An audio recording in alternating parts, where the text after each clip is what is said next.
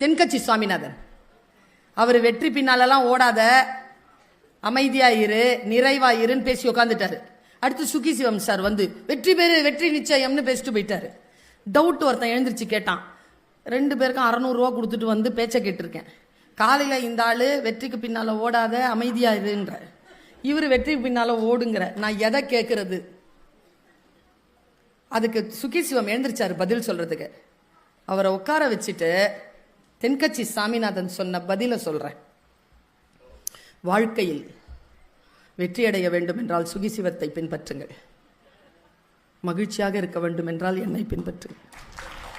அவர் இறக்கிறதுக்கு முன்னால சேலம் ஜங்ஷன்ல சந்திக்கிறேன் அந்த பெரியவரை. அவர் உட்காந்துருந்தார். ஐயா வணக்கம், என பருவீன் நல்லா இருக்கிறேன் உட்காரு அப்படின்னு.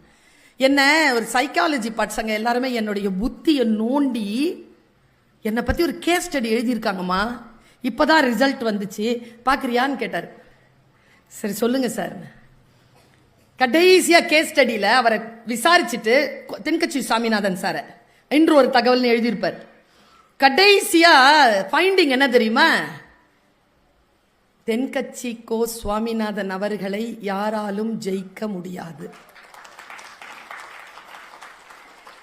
நால சத்தியமாங்க எனக்கு பதறிடுச்சுங்க. எப்படி எப்படி சொல்றாருன்னு திரும்பி அவர் ஒரு வார்த்தை சொன்னாருங்க, மனம் கனிஞ்சிருச்சுங்க அந்த பதிலுக்கு. அவர் சொல்றார், எப்பொழுதும் தோற்க தயாராக இருப்பவனை யாரால் ஜெயித்து விட முடியும்? Download ShareChat.